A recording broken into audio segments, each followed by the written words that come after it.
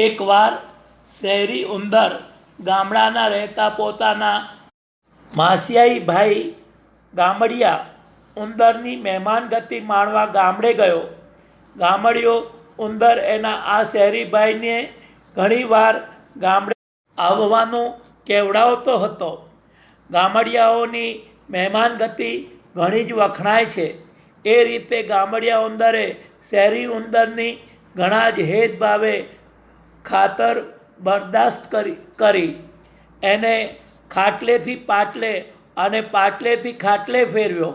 ગામમાં જે મળ્યું તે બધું એણે પોતાના આ શહેરી ભાઈ આગળ હાજર કર્યું. કૂણી મગની ચોરાની શીંગો, ઘઉંની લીલી કુંજાર, ઉંબીઓ, થીજેલા ઘીએ ચોપડેલા રોટલાના કકડા વગેરે કંઈ એણે પોતાના શહેરી ભાઈ આગળ ધર્યું. પરંતુ શહેરી રસોઈના ભાતના સ્વાદ ચાખીને સ્વાદિયા બનેલા શહેરી ઉંદરને ગામડાનું પૌષ્ટિક ખાણું મુદ્દલ ભાવ્યું નહીં. એ મોં બગાડીને બોલ્યો, ભાઈ, તને આ ગામમાં ફાવતું હોય તો ભલે, મને તો અહીંનું વાતાવરણ અને અહીંનું ખાણું સહેજ પણ ફાવતું નથી. શહેરના હિસાબે અહીં તો બધું ઉજ્જડ વેરાન જેવું લાગે છે. શહેરી ખાણાના સ્વાદની વાત જ જુદી. ચાખો તો જીવનમાં સ્વાદ રહી જાય. તું એકવાર મારે ત્યાં શહેરમાં આવે તો બધું બતાવું. ગામડિયો ઉંદર ભલો ભોરો હતો. પોતાના શહેરી ભાઈને ગામડાનું ખાણું ન ભાવ્યું એટલે એ તો હોશિયારો બની ગયો. શહેરી ઉંદરને વિદાય આપતા એ બોલ્યો, ભલે ભાઈ, તું કહે છે ત્યારે એકવાર તારા શહેરની મજા માણવા જરૂર આવી પહોંચીશ. શહેરી ઉંદર ત્યાંથી પોતાના શહેરમાં આવી લાગ્યો. થોડા દિવસ પછી ગામડિયો ઉંદર પોતાના શહેરી ભાઈની મહેમાનગતિ માણવા શહેરમાં આવી પહોંચ્યો. શહેરી ઉંદર તો પોતાના ગામડિયા ભાઈને ભાતના ભોજન ચખાડવા એક મોટી હવેલીમાં લઈ ગયો. આજે આ હવેલીવાળા શેઠને ત્યાં છોકરીનું લગ્ન હતું અને તે અંગે મોટો જમણવાર હતો. ભાતની મીઠાઈઓ આણવામાં આવી હતી. ચૂપકીથી બંને ઉંદરો મીઠાઈઓ મૂકી હતી તે ખંડમાં દાખલ થયા. પહેલાં તો આ ખંડમાં કોઈ નહોતું, પણ જ્યાં ઉંદરોએ મીઠાઈના પતરા પર હાથ અજમાવ્યો અને થોડોક ખડખડાટ થયો ત્યાં ઘોઘરમલ જેવી બે મોટી બિલાડીઓ આવી પહોંચી. ઉંદરો ના પાપે આ હવેલીના શેઠે આ બે બિલાડીઓને ખાસ પારી હતી. બિલાડીઓને જોઈ શહેરી ઉંદરે પોતાના ગામડિયા ભાઈને ઈશારત કરી. બંને ઘરના ખૂણાના એક દરમાં ભરાયા અને ભયથી થરથર કાપવા લાગ્યા. દરમાં બેઠે ગામડિયા ઉંદરે સરિયાવાળા બે ત્રણ નાના ઘર જોયા. એટલે પોતાના શહેરી ભાઈને પૂછ્યું, ભાઈ, પેલા સરિયાવાળા ઘર કોને માટે છે? શહેરી ઉંદર બોલ્યો, હું તો તને એ વાત કહેવાની ભૂલી ગયો. જોજે, સંભાળ રાખજે, એ ઘર આપણને પકડવા માટે જ મૂકેલા છે. ગામડિયો ઉંદર શહેરની સઘળી પરિસ્થિતિ પામી ગયો. એ બોલ્યો, ભાઈ, આવા ભય ભરેલ વાતાવરણમાં ભલે ને સોનાનો કોરિયો ખાવાનો મળે, પણ તે ખોટો. આના કરતાં ગામડાના અમારા નિર્ભય વાતાવરણમાં લુખ્ખો સૂકો રોટલો ખાવો 1000 દરજે સારો. અહીં એક બાજુ બિલાડીઓ ટાંપીને બેઠી છે અને બીજી બાજુ આપણને પકડવા ઘર મૂક્યા છે. જાણે એક બાજુ દરિયો અને બીજી બાજુ રાક્ષસ. ભાઈ, જેમ તેમ કરીને મને બહાર કાઢને. આ દરમાં તો મને રૂંધામણ થાય છે. ઉંદરો હાથના આવવાથી બિલાડીઓ ચાલી ગઈ એટલે બંને ઉંદરો ભયના માર્યા ચારે બાજુ દ્રષ્ટિ ફેરવતા ધીરે રહીને બહાર નીકળ્યા. પછી ગામડિયા ઉંદરે પોતાના ગામડાની વાટ પકડી અને ફરી કોઈ દિવસ શહેરની સામે જોયું નહીં. નિર્ભય રહી સૂકો રોટલો ખાવો સારો, પરંતુ ભયભીત થઈ સોનાનો કોરિયો ખાવો ખોટો.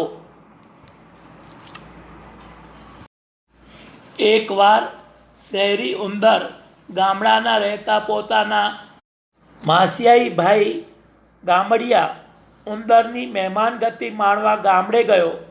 ગામડિયો ઉંદર એના આ શહેરી ભાઈને ઘણીવાર ગામડે આવવાનું કેવડાવતો હતો. ગામડિયાઓની મહેમાનગતિ ઘણી જ વખણાય છે.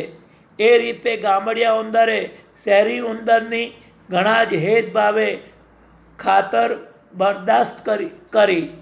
એને ખાટલેથી પાટલે અને પાટલેથી ખાટલે ફેરવ્યો. ગામમાં જે મળ્યું તે બધું એણે પોતાના આ શહેરી ભાઈ આગળ હાજર કર્યું. કૂણી મગની ચોરાની શીંગો, ઘઉંની લીલી કુંજાર, ઉંબીઓ, થીજેલા ઘીએ ચોપડેલા રોટલાના કકડા વગેરે કંઈ એણે પોતાના શહેરી ભાઈ આગળ ધર્યું. પરંતુ શહેરી રસોઈના ભાતના સ્વાદ ચાખીને સ્વાદિયા બનેલા શહેરી ઉંદરને ગામડાનું પૌષ્ટિક ખાણું મુદ્દલ ભાવ્યું નહીં. એ મોં બગાડીને બોલ્યો, ભાઈ, તને આ ગામમાં ફાવતું હોય તો ભલે, મને તો અહીંનું વાતાવરણ અને અહીંનું ખાણું સહેજ પણ ફાવતું નથી. શહેરના હિસાબે અહીં તો બધું ઉજ્જડ વેરાન જેવું લાગે છે. શહેરી ખાણાના સ્વાદની વાત જ જુદી. ચાખો તો જીવનમાં સ્વાદ રહી જાય. તું એકવાર મારે ત્યાં શહેરમાં આવે તો બધું બતાવું. ગામડિયો ઉંદર ભલો ભોરો હતો. પોતાના શહેરી ભાઈને ગામડાનું ખાણું ન ભાવ્યું એટલે એ તો હોશિયારો બની ગયો.